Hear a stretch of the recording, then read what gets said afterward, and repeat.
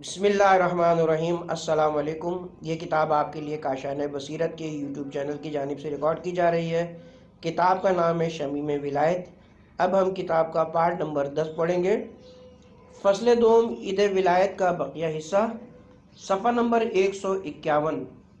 دور رس نگاہیں اور دنیا شناسی۔ ملکوت نگری کی خاصیت یہ ہے کہ انسان اشیاء کے دونوں رخ، اندرونی اور بیرونی کو دیکھ سکتا ہے۔ جو بندہ اہل ملک کو دنیا ہے وہ سویا ہوا ہے جسے لے جایا جا رہا ہے۔ جیسا کہ امیر المومنین علیہ السلام کا ارشاد ہے، دنیا دار ان مسافروں کی مانند ہے جو مغوی خواب ہیں مگر ان کا سفر جاری ہے۔ نہج البلاغہ کلمات حکمت نمبر 64۔ انہیں معلوم تک نہیں کہ انہیں کہاں لے جایا جا رہا ہے، مگر میں بیدار ہوں۔ چونکہ حضرت علی علیہ السلام اسرار عالم سے آگاہ تھے، آپ رشوت کے اندر پنہا کثافت کو ملاحظہ کر رہے تھے، اس کو منفور و معجون کے طور پر دیکھتے تھے کہ گویا اس میں زہر کی آمیزش کر دی گئی ہو۔ پھر اس کی یوں وضاحت فرماتے ہیں کہ اس سے بھی زیادہ خندہ آور کہانی اس شخص کی ہے، داستان عقیل، جو آدھی رات کو سر پر ایک برتن رکھے میرے پاس آیا کہ اس برتن میں ایسی معجون ہو جس سے مجھے نفرت ہو، جس میں لعاب دہن یا سانپ کا زہریلا خمیر ملا ہوا ہو۔ میں نے اس سے کہا کہ یہ صلہ ہے، زکوٰۃ ہے، یہ صدقہ، یہ چیزیں ہم اہل بیت علیہم السلام پر حرام ہیں۔ وہ کہنے لگا، نہیں، یہ وہ نہیں ہے بلکہ ہدیہ ہے۔ میں نے اسے کہا کہ جن عورتوں کی جھولیاں اجڑ چکی ہیں وہ تم پر گریاں کریں، کیا خدا کے دین کے راستے سے وارد ہو کر مجھے فریب دینا چاہتے ہو، یا پھر اپنے عقل و شعور سے ہاتھ دھو بیٹھے ہو، خپتی ہو چکے ہو، یا پھر دیوانہ وار ہذیان بکے جا رہے ہو؟ کوئی عاقل ایسا نہیں ہے جو ایسی غذا کو جو 2 بار زہر آلود ہو چکی ہو تناول کرے۔ معصوم کا یہ ارشاد وحی منزل اور بیان حقیقت ہے، یہ کوئی شاعرانہ جملہ نہیں ہے اسے سچا یا جھوٹا کہا جا سکے۔ ایسی غذا بروز قیامت غسلین کی صورت میں ظہور کرے گی۔ سورہ حاقہ آیت نمبر 36 تا 37۔ اور نہ پیپ کے علاوہ کوئی غذا ہے جسے گناہگاروں کے علاوہ کوئی نہیں کھا سکتا۔ سورہ غاشیہ آیت نمبر 6 اور 7۔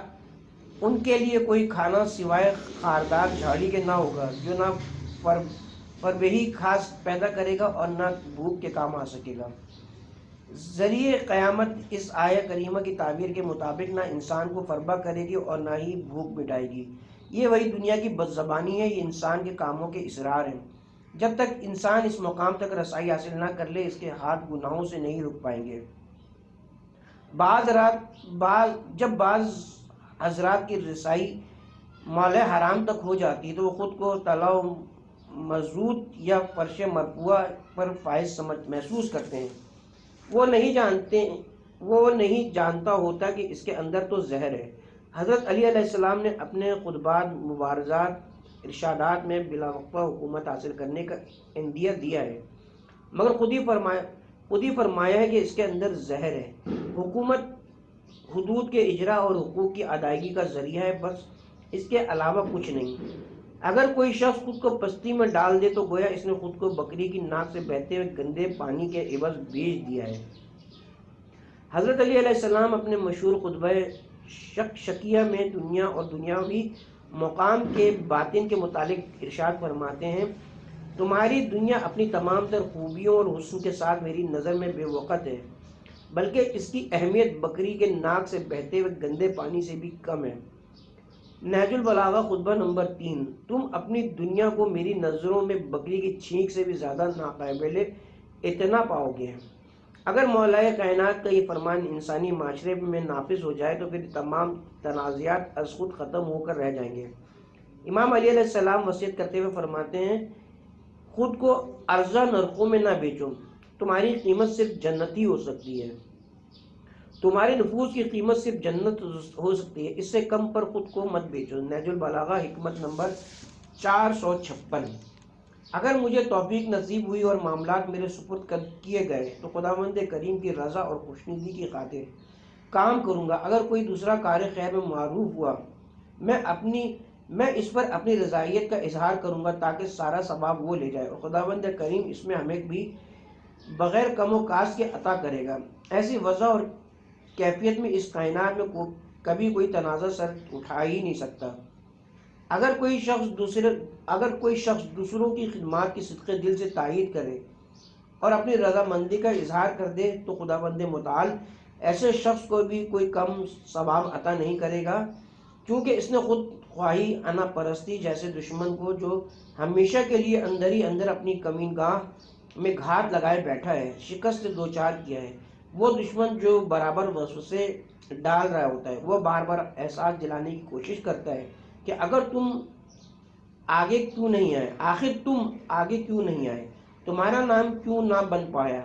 اگر یہ اوہام اور وسوسے کسی کے اندر خفیف ہونے لگے تو خداوند کریم جو ثواب خدمت گزاروں کو عطا کرتے ہیں وہ اس خدمت پر راضی ہونے والوں کو بھی عطا کرتے ہیں۔ اس نے نہ صرف وحدت کی حفاظت فرمائی ہے بلکہ خود خواہی کی ہے، عادت کو بھی رام کیا ہے۔ وہ حضرات جو مسئول ہوتے ہیں ان کے دامن پر داغ لگنے کا خطرہ ہمیشہ موجود رہتا ہے۔ شیطان تو ہمیشہ اپنی کمینگاہ میں رکاوٹیں ایجاد کرنے کے در پہ بیٹھا ہے۔ اگر کوئی کسی کے لیے صلوات پڑھتے ہیں یا کسی کے احترام کے لیے اٹھ کھڑے ہوتے ہیں یا تعریف کر دیتے ہیں تو انہیں روکنے اور منع کرنے کے لیے ایک ہجوم عام موجود ہوتا ہے۔ البتہ ضروری ہے کہ ایسے مواقع پر ممدوح اپنے آپ کو محفوظ رکھیں، خداوند متعال سے پناہ طلب کریں، مگر بہت کم لوگ ہیں جو ایسا کرتے ہیں۔ جو لوگ ایسے خطرات کا شکار ہیں وہ بیچارے اور بے بس ہیں، ان بیچاروں پر رحم کیجیے۔ وحدت کا اعلیٰ ترین حامی، امامت و رہبری کے لیے امیر المومنین سے موزوں ترین کوئی دوسرا نہ تھا، جیسا کہ خود آپ نے اپنے مشہور زمانہ خطبہ شکیہ میں ارشاد فرمایا ہے، میں حکومت کی چکی کے پتھر پاٹ کا خود کیل ہوں۔ نہج البلاغہ خطبہ نمبر 3۔ وہ جانتا ہے کہ میرا مقام وہ ہے جو چکی میں موجود کیل کا ہوتا ہے، مگر جب مولا کائنات کو خانہ نشینی پر مجبور کر دیا گیا اور خلافت و امامت سے محروم کر دیا گیا ہے، آپ سے بڑھ کر زیادہ کسی نے وحدت و اتحاد امت کے لیے نہیں کیا۔ آپ سے بڑھ کر زیادہ کسی نے وحدت و اتحاد امت کے لیے کیا نہیں کیا، جیسا کہ آپ نے اپنے خط میں جو ابو موسیٰ کے نام ہے تحریر فرمایا، میری طرح کوئی بھی امت محمدیہ کی وحدت کا حامی اور داعی نہیں تھا، کیونکہ آپ جانتے تھے کہ اسلام خطرات سے دوچار ہے۔ کسی نے آپ جتنی کوشش اتحاد امت کی خاطر نہیں کی۔ اگر دشمن حملہ کر دیتا تو مسلمان اور اسلام کا نام و نشان تک مٹا دیتا۔ آج بھی یوں ہی ہے۔ اگر استکبار جہاں کامیاب ہو جائے تو سب سے پہلا خطرہ یہی ہے کہ قم اور مشہد مقدس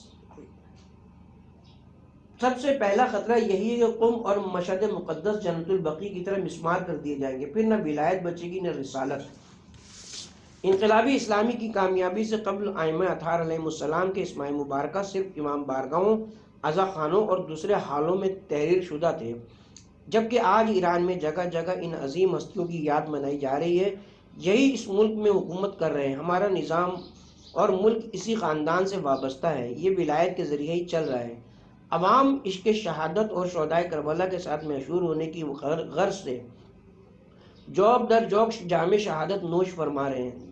وہ صرف سید الشہداء کی خاطر سب کچھ کر رہے ہیں۔ ہمارے ملک کی تمام خطرات، بالخصوص جنگ کے دوران میں صرف امام حسین علیہ السلام نے حفاظت فرمائی ہے۔ ہمارے مجاہدین نے اس خاندان سے عشق کے سبب سے اسلحہ اٹھایا ہے تاکہ وہ اس خاندان عصمت و طہارت سے اپنی وابستگی ثابت کر سکیں۔ محاذ جنگ پر پروانہ وار بڑھے ہیں، ان کا کوئی دوسرا مقصد ہرگز نہیں تھا۔ تنہا ترین قائد حضرت امیر المومنین علیہ السلام نے اپنی ظاہری حکومت کے دوران میں متعدد بار کسی امین اور فعال شخص کی کمی بڑی شدت سے محسوس کی، حتیٰ کہ اپنی شہادت سے چند روز قبل کوفے میں آپ نے ایک خطبہ ارشاد فرمایا جس کے آخر میں فرمایا، اے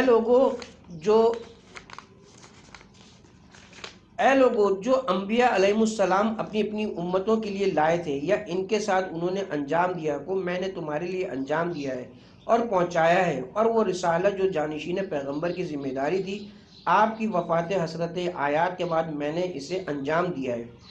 میں نے تازیانی کے ذریعے بھی تمہیں ادب سکھایا ہے، مگر تم صراط مستقیم پر نہیں چلے ہو۔ تمہیں میں نے پروردگار کی نواحی سے باز رکھنے کی پوری کوشش کی مگر تم جمع نہ ہو سکے۔ خدا تمہیں خیر عطا فرمائے۔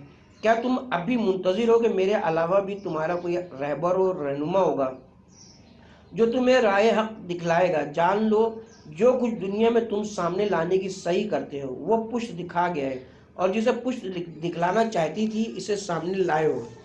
یہ سچ ہے کہ ہمارے بھائیوں کا خون صفین میں بہایا گیا۔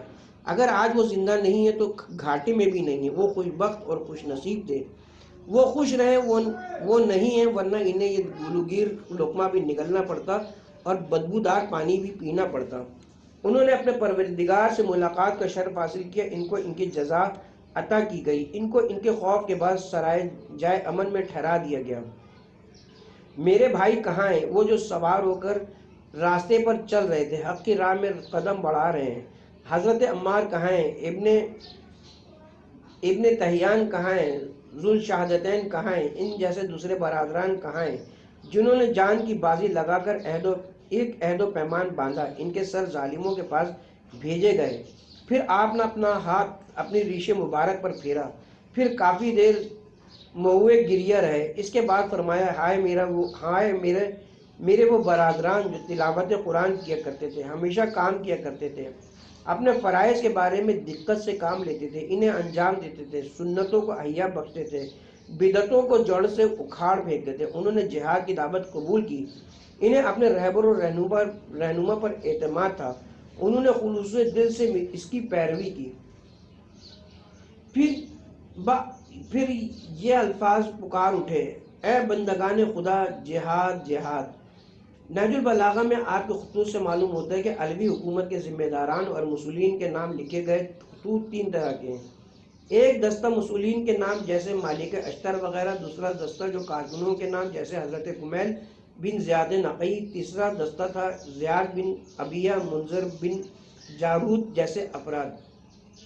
حضرت مالک ابن اشتر انتہائی فعال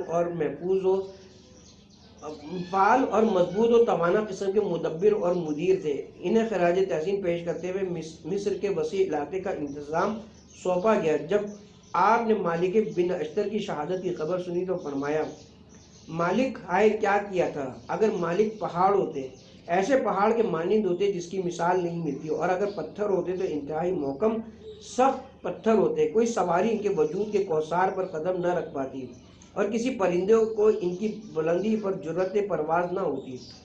آپ نے حضرت کمیل بن زیاد کو معرف کی پرواز سکھائی اور انہیں اپنے ہمراز اصحاب میں شمار کیا ہے۔ رات کو حضرت کمیل کا ہاتھ پکڑ کر شہر سے باہر دور لے جاتے ہیں۔ اسرار و معرف و عادیہ جیسے دعائے کمیل وغیرہ انہیں تعلیم فرماتے ہیں۔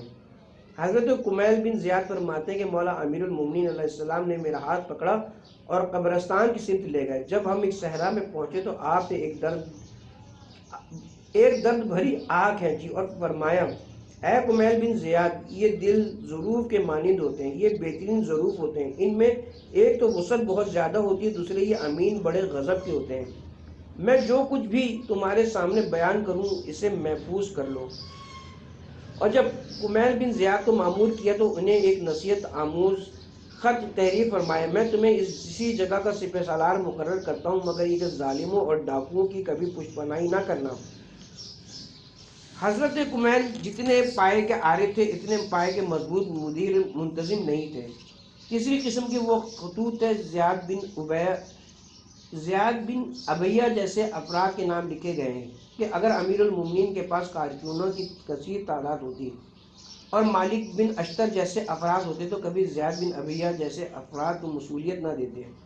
امام اپنے خط میں منذر بن جارود کے نام ایک خائن کارکن کو یوں لکھتے ہیں، خیانت کے سبب سے میرے نزدیک تمہاری قیمت جوتی سے بھی کم تھی۔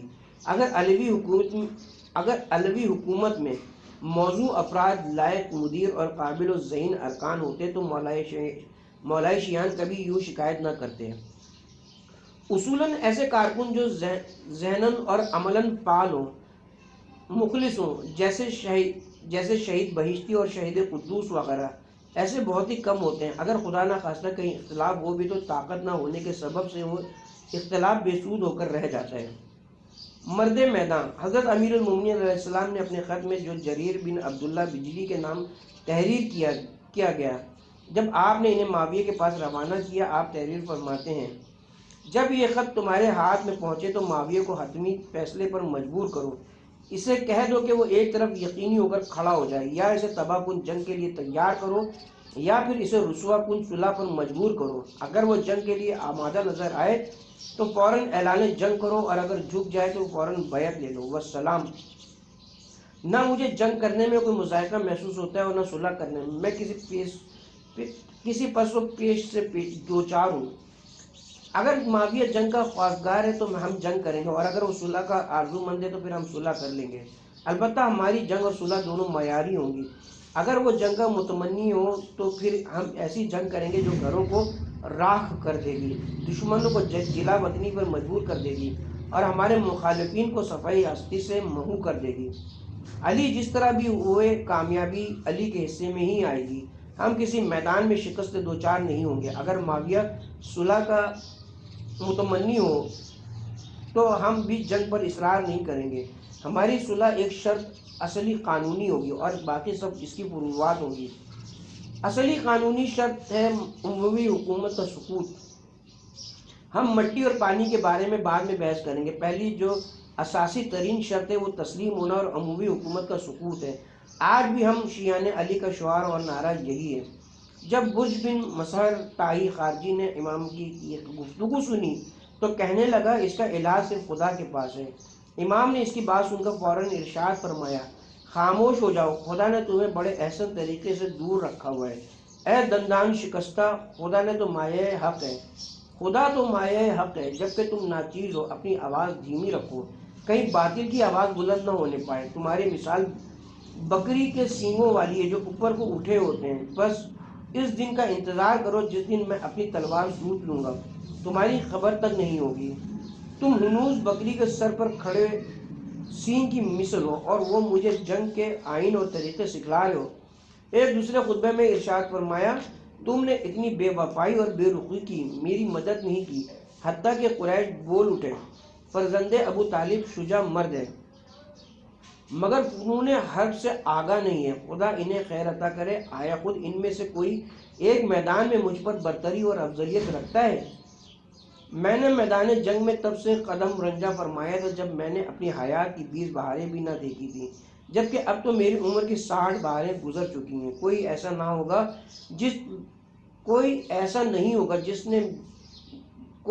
نہیں ہوگا میں نے جس کی آرزو کو تکمیل کا جائمہ نہ پہنایا ہو۔ کوئی کہہ سکے گا؟ نہج البلاغہ خطبہ نمبر 27۔ وزیر رسول صلی اللہ علیہ وآلہ وسلم حضرت امیر المومنین علیہ السلام ارشاد فرماتے ہیں، میں نے جنگ تبوک کے موقع پر حضرت صلی اللہ علیہ وآلہ وسلم کی خدمت اقدس میں عرض کیا، یا رسول اللہ، آپ مجھے مدینہ منورہ میں اپنا جانشین بنا کر کیوں جا رہے ہیں اور مجھے محاذ جنگ پر جانے کی اجازت مرحمت نہیں فرما رہے ہیں؟ آپ نے فرمایا، مدینے کے حالات میرے اور تمہارے علاوہ کسی دوسرے کے ذریعے درست نہیں ہوں گے۔ تمہیں مجھ سے وہی نسبت ہے جو ہارون کو حضرت موسیٰ سے تھی، مگر یہ کہ میرے بعد کوئی نبی نہیں ہوگا۔ رسول اکرم صلی اللہ علیہ وآلہ وسلم نے حضرت امیر المومنین علیہ السلام سے ارشاد فرمایا، اے علی، مجھے تم سے وہی نسبت ہے جو ہارون کو موسیٰ سے تھی۔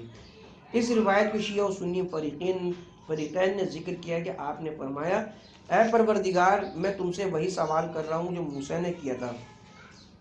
میرے سینے کی گرہ کو کھول دے اور میرے کام کو آسان فرما دے۔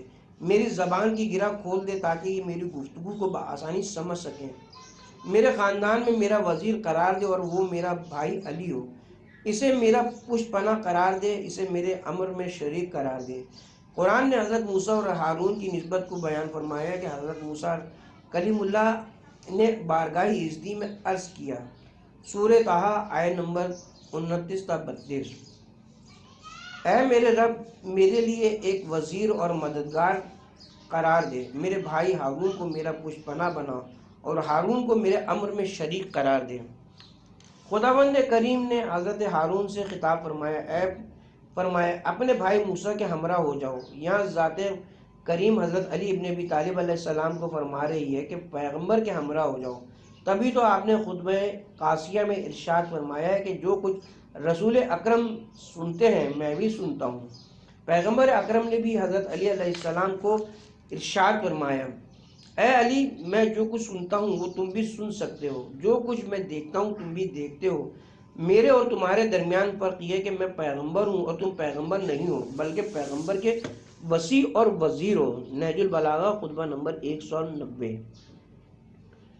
خدا نے حضرت علی ابن ابی طالب علیہ السلام کو ارشاد فرمایا پیغمبر اسلام کا ساتھ دو، جیسے کہ حضرت ہارون سے فرمایا کہ موسیٰ کے ساتھ ہو جاؤ، ان کی خلافت کو قبول کرو۔ حضرت موسیٰ کلیم اللہ نے اللہ تعالیٰ کی بارگاہ میں عرض کیا، خداوند کریم نے فرمایا جو کچھ تم نے مانگا ہم نے تمہیں دیا، ید بیضا اور عصا دیا اور شریک امر بھائی دیا، اسے تیرا وزیر اور خلیفہ قرار دیا۔ سورہ طٰہٰ آیت نمبر 36۔